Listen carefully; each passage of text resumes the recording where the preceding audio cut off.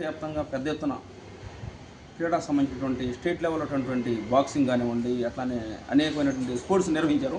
వాటిలో major ఎవరిస్తారా sir? గతంలో మనం బాక్సింగ్ ఈవెంట్ కూడా ఇక్కడ రాష్ట్ర లెవెల్లో చేశాం. అలాగే మాస్టర్ అథ్లెటిక్ అసోసియేషన్ తరఫున గత మూడు ఈవెంట్లు ఇక్కడ జరపడం జరిగింది. అలాగే వాకర్స్ ఇంటర్నేషనల్ దీనిలో కూడా ఇక్కడ మనం యొక్క సభలు కూడా ఇక్కడ ఏర్పాటు చేసి అవగాహన సదస్సు కూడా కల్పించాం.